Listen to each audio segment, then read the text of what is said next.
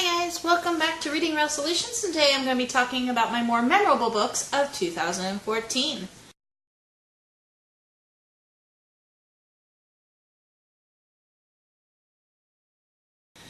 Now guys, I'm going to start off with the books I don't own because I did rent them from the library. The first of which, for 2014, one of my most memorable books, is Fangirl by Rainbow Rowell. Now, this is one I feel that a lot of people can relate to on some way, shape, or form. As we continue through our lives, going from childhood to adulthood, there's always that one thing you don't want to let go of.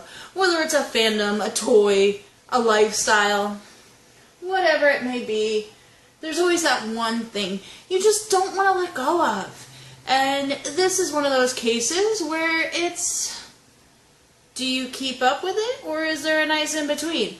And overall, I thought it was very, very nice, and I just love the writing style. I love Rainbow Rowell's writing style, and I can't wait to read more of hers. I do have Eleanor and Park on order. I already read Attachments, so I really can't wait to get into more Rainbow Rowell's, and I feel like she's definitely going to be one of my top authors to go to from here on out. The next set of books, and I did say set, is the Throne of Glass series by Sarah J. Maas. This includes A Throne of Glass, Crown of Midnight, The Assassin's Blade, and Heir of Fire. Now, when I first read A Throne of Glass, I was not impressed by it. Near the end, it definitely started to take form, continue through Crown of Midnight, and I definitely got invested in the world and the characters. And The Assassin's Blade just seemed to add on even more. I haven't gotten to Heir of Fire yet, but I have a feeling that I will be getting to it before the end of 2015, and I will definitely be blown away by this series. So, definitely something to look forward to, as well as the ones I did read in 2014 made a big impact on me. Now I'm going to move on to the books I do own and that are memorable for good reasons. I do have a couple near the end that are more memorable for the not so good reasons. So the first one that I'm going to be talking about is a franchise that has been with me my whole life, and it's a new beginning, and although I'm a little reluctant to change when it comes to this franchise, unfortunately, it's something that has been coming, and that is Star Wars: A New Dawn. This is actually my San Diego Comic-Con advanced copy. I do not have an actual hardback yet, but it will be soon, I promise. But I really loved this. It definitely gave me some hope for the future of this franchise. Again, this franchise has been with me from day one. Star Wars has been a big part of my life. I've grown up around it. I've lived with it. It's been so much of who I am that, yeah, this was just too much of a great beginning, and it really gives me some hope for where this will continue with the novels, and then Episode 7, which had an amazing trailer. But, yeah, definitely we're going to go with this. The next book I have for my most memorable books is an author I have followed on Twitter and Tumblr for quite some time. And then on top of that, he wrote 2 episodes for one of my all-time favorite TV shows. So it was kind of, you know, it was weird for me to say he's probably one of my top personalities and authors without ever having to read his books. So I finally gave in, and I got The Graveyard Book by Neil Gaiman. I really love Neil Gaiman's writing. I've already followed him on Twitter and Tumblr for so long that I felt I was familiar with his writing. And then when I read this, it just blew me away on how much I loved it, how easily it flowed. There were times where the prose was just so poetic on how he was writing it, and then when you put the illustrations for this book in, it just flowed even more, and it just blew me away, and I can't wait to get into more of his books and more of his writing, and even try some of his more adult books. I do already own a copy of American Gods. I just need to get to it. Ever-growing TBR pile. But yeah, this was definitely something that I love and will continue with, and I can't wait to actually reread this book, as crazy as that sounds. The next book I have for most memorable is Divergent by Veronica Roth. I love Divergent, I love the world, I love everything about this until we get to the last book. I'm not gonna lie, out of this entire series, Allegiant really let me down, but Divergent and Insurgent did not. So overall, this series was amazing. I can't help but respect it and love it even more. It's always a topic choice when I'm talking with people that I know who read and are part of these fandoms and everything. Everyone seems to love Divergent for different reasons, and everyone can agree. Allegiant. The next book is something that's very rare for me, and that is I watched the movie first, and then I got the book. Not something that happens very often, but I feel that if I had not seen the movie, I would never have picked up this book. And that is Warm Bodies by Isaac Marion. I am not a big zombie fan. I have lots and lots of thoughts on zombies, and I hate them. I don't want to say hate them, but I don't really like them. I will not go actively searching out a zombie novel or a zombie book, but this one I did just because I did see the movie. I enjoyed the movie, and I really wanted to see what the book was all about. And I loved every moment of this book.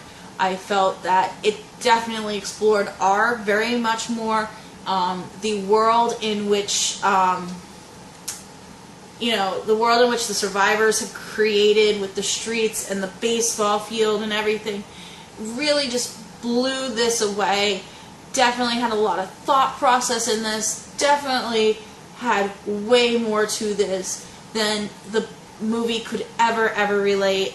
And I just loved it. It was great. It was fun. And this is definitely one to be reread and see what else can be taken out of this book. The next book I have was very hyped. I was very reluctant to join the hype wagon, as I will call it, just because I usually get let down when it comes to hyped books or series and stuff like that. And I felt that this might be one of those that could possibly let me down. And I did not know too many people who shared the same interests in me, who have read this book. A lot of people are just like, it's, don't want to be hipsters or anything, but, hey, we're the original ones. But anyway, so never followed anything about this author or anything. One of my friends, she lent me basically her entire library for this author. And this was the second book I read by the author, and I fell in love with it, and that's what actually caused me to fall in love with him as an author. And that's just because the first book I felt the characters were just not relatable to, but when I got to this book, I flew through the rest of the library. And this book is The Fault in Our Stars by John Green.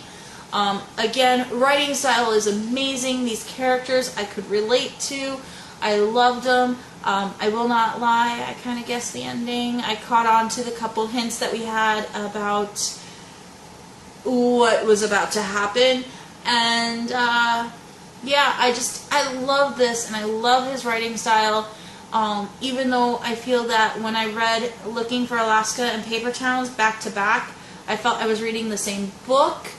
But that's forgivable. Again, the writing style is just great, and John Green just has this unique sense of being, of self, of humor, that he puts his own personality into his books, and I really enjoy them, and they're great, and I wish my 16-year-old would get on these.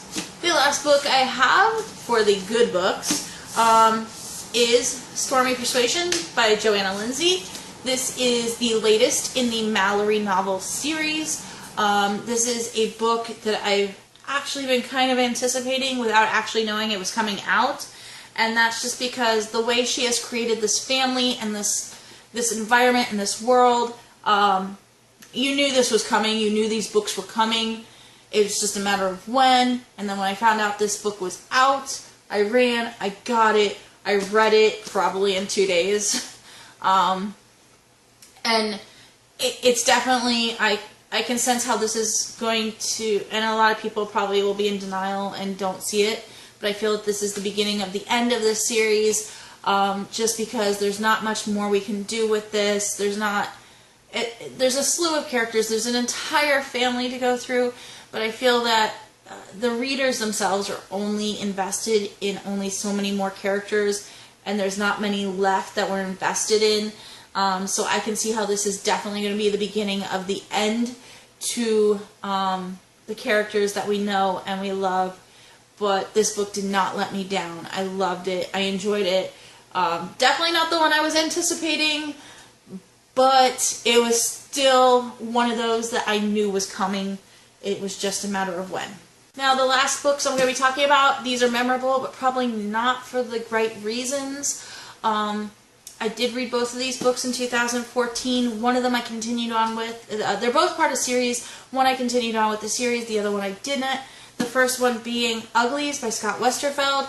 So I felt with Scott Westerfeld that he had a great sense of writing. He had a great sense of the world he was creating. It definitely drew you in. But I also felt that if we had added 200 or 300 pages to just this one book, we could have saved ourselves the rest of the series.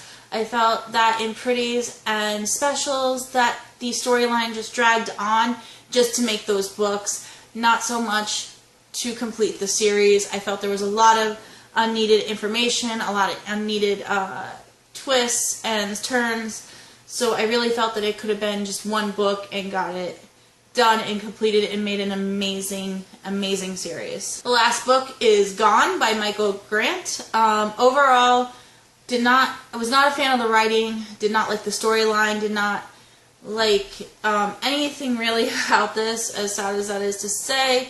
I felt the premise, I felt the ideal was there, it wasn't working for me. I had to force myself to read this, and it's memorable because it's one of those, like, I gotta remember to tell people not to read it, and I feel bad saying that because I really just couldn't enjoy it. I didn't know what to make of it, and I can't. There's just nothing I can say that's good about this. That's it. That's it for 2014. The good and the bad, the most memorable I've had. I hope to see you guys soon and that you'll come back. Bye!